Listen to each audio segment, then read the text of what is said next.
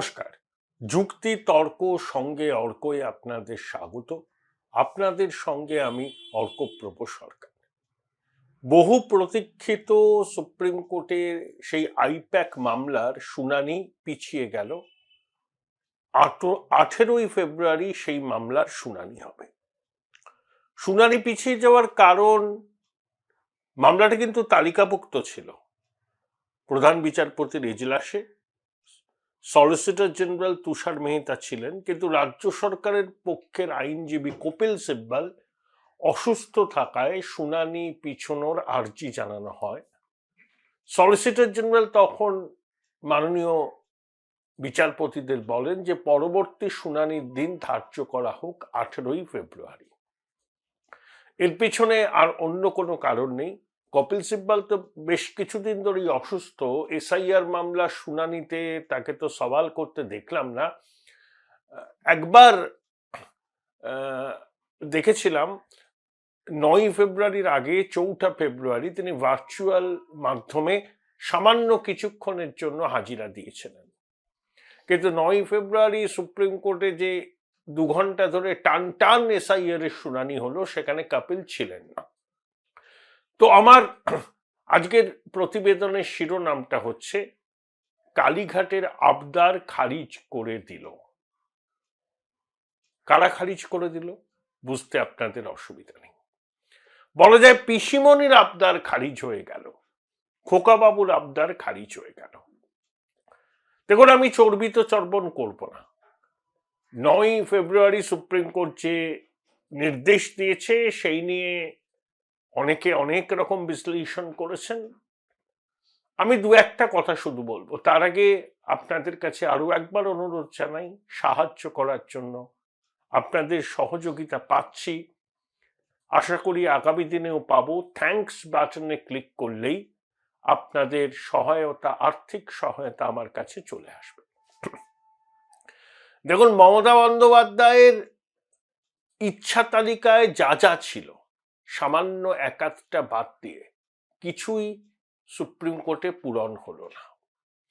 যদিও তিনি সওয়াল করেছিলেন একেবারে অননুকরণীয় মমতা ব্যানার্জির ভঙ্গিতে। তা নিয়ে গজদন্ত মিনারে বসে থাকা কিছু আইনজীবী কটাক্ষ করেছিলেন। তবে সুপ্রিম কোর্ট বলেছে যে সংবিধানের প্রতি আস্থার স্বীকৃতি স্বরূপই মুখ্যমন্ত্রীর এই সওয়াল, এর মধ্যে রাজনীতির রং খোঁজা উচিত নয়। দিদিমণি রাজনীতির রংটা দিতেই গিয়েছিলেন তার কনস্টিটিউয়েন্সিকে এই মেসেজটা দেওয়ার জন্য, দেখো আমি তোমাদের ভোটাধিকার রক্ষার জন্য সর্বোচ্চ আদালতে প্রধান বিচারপতির বেঞ্চে পর্যন্ত সওয়াল করেছে আবেদনকারী হিসাবে।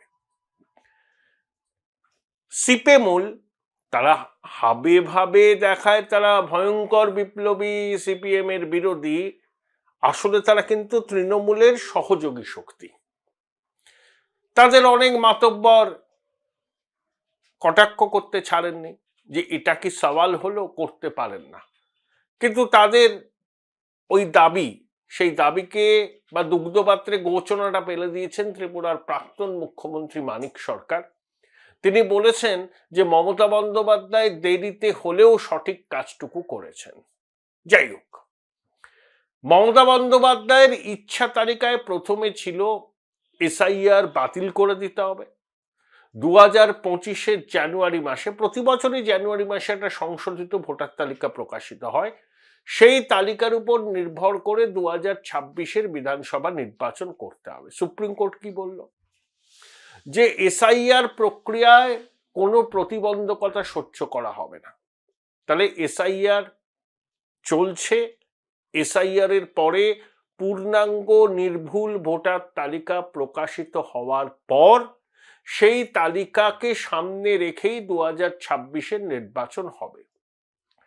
শুনানির সময়সীমা 7 দিন বাড়ানো হয়েছে। তারপর যে নথি, সেই নথি স্ক্রুটিনির জন্য আরো 7 দিন। তার মানে ধরে রাখা যেতে পারে যে সংশোধিত কোট আনকোট নির্ভুল ভোটার তালিকা প্রকাশ হতে হতে মার্চ মাসের প্রথম সপ্তাহ, তারপরেই হয়তো নির্বাচনের তালিকা প্রকাশ, এই নির্বাচনের নির্ঘণ্ট প্রকাশ হবে। বিজেপি বলে রেখেছে যে পূর্ণাঙ্গ ভোটার তালিকা তারা খুঁটিয়ে দেখবে, তাদের যদি মনে হয় সেই তালিকা স্বচ্ছ নয়, সম্পূর্ণ নয়, তারাও কিন্তু আদালতের দরজায় কড়া নাড়বে। তাহলে এসআইআর বাতিল করতে হবে, 2025 জানুয়ারিতে প্রকাশিত ভোটার তালিকাকে মান্যতা দিয়ে 26 বিধানসভা ভোট করতে হবে, মানেনি সুপ্রিম কোর্ট। সব থেকে বড় বিড়ম্বনা দিদিমণির কি হলো জানেন? রাজ্য পুলিশের মহানির্দেশককে শোকজ করা, তাকে পার্সোনালি হলফনামা দিতে হবে, কারণ কমিশন যে এফিডেভিট দিয়েছিল তাতে ছত্রে ছত্রে তারা বলেছে যে রাজ্য প্রশাসন বিন্দুমাত্র সহযোগিতা করেনি। স্বয়ং মুখ্যমন্ত্রী ফিয়ার মঙ্গারিং করেছেন, এসআইআর সম্পর্কে লোকের মনে ভ্রান্ত ধারণা চারিয়ে দিয়েছেন, এবং শাসক দলের মন্ত্রী থেকে বিধায়করা এসআইআর প্রক্রিয়াকে কেন্দ্র করে কমিশনকে হুমকি দিয়েছে, কেউ কমিশনের ঠ্যাং ভেঙে দেবে, এসব অনেক কথা বলেছে, কেউ বলেছেন রক্তগঙ্গা বয়ে যাবে।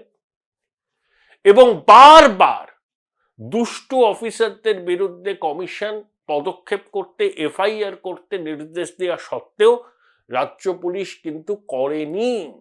তাহলে নতুন ডিজি, যদিও তখন তিনি ডিজি ছিলেন না, রাজীব কুমার ছিলেন, পীযূষ পান্ডেকে কিন্তু হলফনামা দিয়ে ক্ল্যারিফাই করতে হবে তার অবস্থান। এটা দিদিমণির কাছে চরম বিড়ম্বনা। কি হলফনামা দেবেন ডিজি? তিনি তার বসের বিরুদ্ধে কেন ব্যবস্থা নেওয়া যায়নি সেই কথা বলবেন? আমার মনে হয় বলতে পারবেন না। ওই গোল গোল গোল গোল গোল গোল ওই নামি দামি আইনজীবীরা সেই হলফনামার খসড়া তৈরি করে দেবেন যাতে সময় কেনা যায়, কিন্তু ডিজিকে শোকজ এবং তাকে পার্সোনালি হলফনামা দিতে হবে, এত বড় বিড়ম্বনা 14 তলার যে হবে সেটা ওই নামি দামি আইনজীবীরাও কিন্তু কল্পনা করতে পারেন। দেখুন, ইয়ারোরা কে ভোটার হবে কে ভোটার হবে না সেটাই ঠিক করবে। এ তো কমিশনের স্ট্যাটিউটে স্পষ্ট করে লেখা আছে, এতে বিতর্কের কি আছে? প্রথম কথা, 294টা বিধানসভা কেন্দ্রে একজন করে ইয়ারও থাকবে। আমাদের সাব ডিভিশন আছে সম্ভবত 69, তাহলে 69 জন এসডিও পাওয়া যাবে। তারা পদমর্যাদা WBCS এক্সিকিউটিভ অফিসার এবং কেউ কেউ আইএস অফিসার, এটা বলেছে সরকারের আইনজীবী। কিন্তু বাকি যাদেরকে নিয়োগ দেয়া হয়েছে তারা বেতন কাঠামোয় ধরুন এদের সমতুল্য, কিন্তু এটা তো কোয়াসি জুডিশিয়াল বডি, ইয়ারোকে তো সিদ্ধান্ত নিতে হবে। তাহলে এসডিওরা সিদ্ধান্ত নিতে পারেন, অন্যরা তো পারেন না। বেতন কাঠামো এক মানেই একই রকম ক্ষমতার অধিকারী সব আধিকারিক হয় না। এমন অনেক আধিকারিক আছেন যারা এসডিওদের রিপোর্ট করেন, তাহলে এখন এসডিওদের সমতুল্য হয়ে গেল। আমি জানি না, কমিশনের আইনজীবী মিস্টার নাইডু দুর্ধর্ষ সওয়াল করেছেন, আমি 2 ঘন্টা টানা শুনেছি মোবাইলে। আমি তখন একটা জায়গায় যাচ্ছিলাম, গাড়িতে একেবারে টান টান উত্তেজনা, সবরকম ভালো লাগছিল। রাকেশ দ্বিবেদী গোয়া থেকে ফিরে এসে হয়তো ঠিক নিজের কি বলবো আর কি, নিজের যে স্বাতন্ত্র্যটা সেটা খুইয়ে ফেলেছিলেন। কল্যাণ বন্দ্যোপাধ্যায় কটাক্ষ করলেন একবার, মানে আগের এক শুনানিতে, যে মিস্টার দ্বিবেদী গোয়া থেকে ফিরে আসার পর কি হয়েছে, তিনি নিজেকে হারিয়ে ফেলেছেন। তো মিস্টার নাইডু অসাধারণ সওয়াল করেছেন। তবে একটা বিষয় কেন তিনি তুললেন আমি জানি না, এটা সিইওর দপ্তর থেকে আগেই জানানো হয়েছিল যে মাইক্রো অবজারভারদের নিয়োগ করা হয়েছে, তারা কিন্তু পশ্চিমবঙ্গেই থাকেন, বাংলা ভাষার সঙ্গে তারা রীতিমতো সড়গড়। কেন্দ্রীয় সরকারের বিভিন্ন প্রতিষ্ঠান, ব্যাংক, পিএসইউ এতে কর্মরত। তাদের কাছে বাংলা ভাষা উর্দু, হিব্রু, ল্যাটিন নয়, তারা বাংলা ভাষায় সড়গড়। এটা সিইওর দপ্তর থেকে আগেই জানানো হয়েছিল। যখন মাইক্রো অবজারভারের নিয়োগ ঘিরে বিতর্ক শুরু হয়, শাসক রেড়ে করে ওঠেন, তখন সিইওর দপ্তর ক্ল্যারিফাই দিয়ে বলেছিল যে এই মাইক্রো অবজারভাররা রাজ্যেরই মানুষ, রাজ্যের বিভিন্ন কেন্দ্রীয় সরকারি দপ্তরে তারা কর্মরত, তাদের সিংহভাগ বাংলা ভাষার সম্পর্কে অবহিত। এটা কিন্তু কমিশনের আইনজীবী বলেননি। এখন শেষ মুহূর্তে আপনি 8,504 জন আধিকারিক দিলেন, অন্তিম চরণে আছে এসআইআর, তাদের কোনো প্রশিক্ষণ নেই। সিওর দপ্তর সূত্রে জানা যাচ্ছে এদের অধিকাংশ করণিক। 10ই ফেব্রুয়ারি বিকেল 5টায় তাদেরকে ডিস্ট্রিক্ট ইলেকশন অফিসে রিপোর্ট করতে হবে, এটা সম্ভব? 9ই ফেব্রুয়ারি সুপ্রিম কোর্ট রায় দিল বিকেল 4টে নাগাদ, 4টেরও একটু পরে। আর 10ই ফেব্রুয়ারি বিকেল 5টার মধ্যে ডিওর কাছে, মানে ডিস্ট্রিক্ট ইলেকশন অফিসারের কাছে এই 8,504 জন আধিকারিককে রিপোর্ট করতে হবে। কখনো ফিজিবল আমি জানি না, সরকারের আইনজীবীরা এই বিষয়টা তুললেন না কেন? মাইক্রো অবজারভারদের রোলটা হচ্ছে অ্যাডভাইজারি, চূড়ান্ত সিদ্ধান্ত নেবে নিয়ারও। মাইক্রো অবজারভার সিদ্ধান্ত নেওয়ার ক্ষেত্রে সহায়কের ভূমিকা পালন করতে পারে। এই যে 8,504 জন আধিকারিককে নিয়োগ করা হলো, এদের প্রশিক্ষণ দেওয়া হবে। একদিনের প্রশিক্ষণে এরা কি আয়ত্ত করবেন আমি জানি না। তারপর কমিশন যদি মনে করে এদের মধ্যে থেকে কয়েকজনকে ওই মাইক্রো অবজারভারদের জায়গায় রিপ্লেস করতে পারে, সেটা কিন্তু কমিশনের ডিসক্রিশন। যদি কমিশন মনে করে যে এই 8,504 জনকে একদিনের প্রশিক্ষণ দিয়ে এই গুরুত্বপূর্ণ কাজে সামিল করালে ভুল হবে, করবে না কমিশন। কোনো বাধ্যবাধকতা নেই কিন্তু সুপ্রিম কোর্টের রায়ে যে 8,504 জনকেই মাইক্রো অবজারভারদের জায়গায় স্থলাভিষিক্ত করতে হবে। কাদেরকে স্থলাভিষিক্ত করবে বা একজনকেও করবে কিনা সেই সিদ্ধান্ত নেবে নির্বাচন কমিশন। যদি তাদের ক্রেডেনশিয়াল চেক করার পর এবং একদিনের প্রশিক্ষণের পর নির্বাচন কমিশন নিশ্চিত হয় যে দায়িত্ব তাদেরকে দেয়া হবে সেই দায়িত্ব তারা ভালোভাবে পালন করতে পারবে, তখন তাদেরকে মাইক্রো অবজারভারদের জায়গায় নিয়োগ করা হবে, নচেত নয়। কোনো বাধ্যবাধকতা নেই এবং তাদের রোলটাও কিন্তু অ্যাডভাইজারি হবে। তাহলে দিদিমণি পেলেনটা কি? এসআইআর রুখতে গেছিলেন, কাঁচকলা পেলেন। 25-এর ভোটার তালিকা দিয়ে 26-এর ভোট করাতে চেয়েছিলেন, সেটাও পেলেন না। মাইক্রো অবজারভারদের রিপ্লেস করতে হবে সেই দাবিও মানা হলো না, পুরোটাই কমিশনের হাতে। তিনি পেলেনটা কি? আরে ইয়ারোরা কে ভোটার হবে কে ভোটার হবে না সেটা তো তারাই চূড়ান্ত করবে। কমিশনের স্ট্যাটিউটে স্পষ্ট করে লেখা আছে, এটা নিয়ে এত শোরগোল, এর মানেটা কি? তবে দিদিমণি এটা অদ্ভুত অ্যাপিল করেছেন জানেন তো। এই যে লজিক্যাল ডিসক্রিপেন্সিতে যাদের নাম আছে তাদেরকে তো কমিশন নোটিশ পাঠিয়েছে। দেখুন, কমিশনের সফটওয়্যারটা ত্রুটিপূর্ণ ছিল, তার খেসারত সাধারণ মানুষকে দিতে হয়েছে, অনস্বীকার্য, there is no denying the fact. দিদিমণি কি বলছেন, এই লজিক্যাল ডিসক্রিপেন্সিতে যাদের নাম আছে শুধুমাত্র তারা আধার কার্ড দিক, তাহলেই হয়ে যাবে।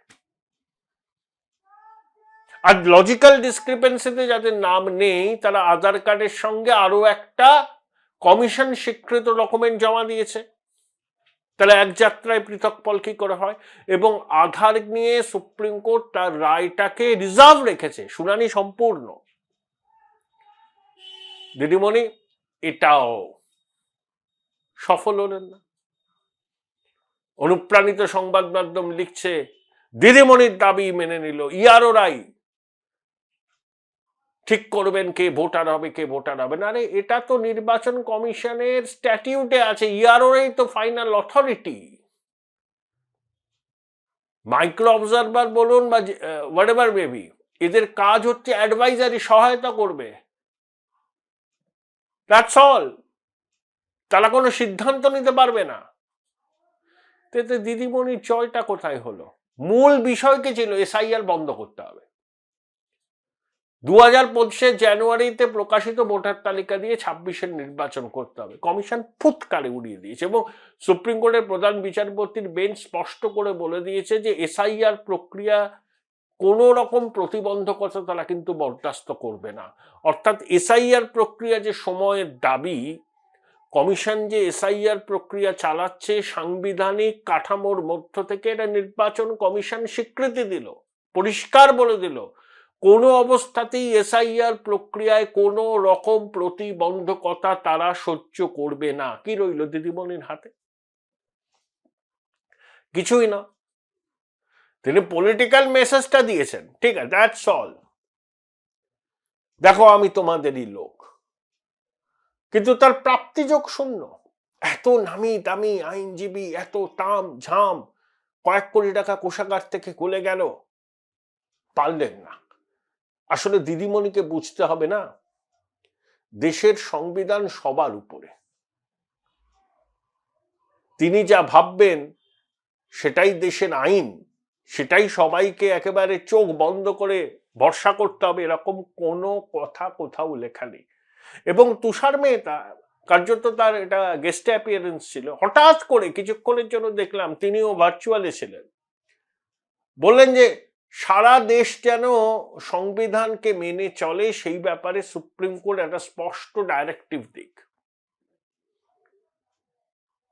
পশ্চিমবঙ্গে যে আইনের শাসন নেই এটা ইঙ্গিত, এবং কমিশনের হলফনামাতেও স্পষ্ট করে বলা আছে যে সাংবিধানিক প্রতিষ্ঠানের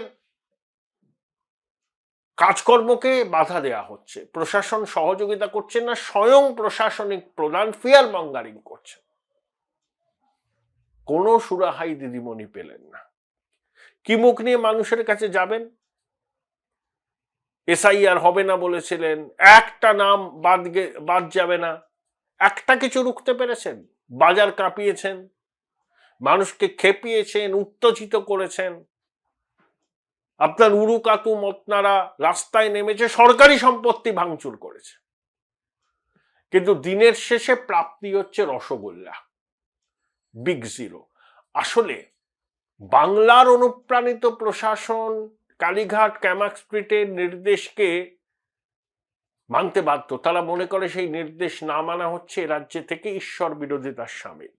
কিন্তু দেশের সর্বোচ্চ আদালত তো সংবিধানকে মেনে চলে। সেখানে দিদিমণি এবং খোকাবাবুর আবদার তাদের কাছে কোনো গুরুত্বই পায় না। শূন্য হাতে ফিরি হে নাথ পথে পথে। দিদিমণি এই গানটা গান, ভালোই তো গান। গীতশ্রী সন্ধ্যা মুখোপাধ্যায় তো বলতেন যে মমতা একটা গান গাও, কাউকে দিয়ে গাওয়ান, ইমনকে একবার ডেকে নিন না, শূন্য হাতে ফিরি হে নাথ পথে পথে। ভালোই লাগবে আপনার শুনতে এখন। Join Indian Institute of Hotel Management now. Right choice, right decision.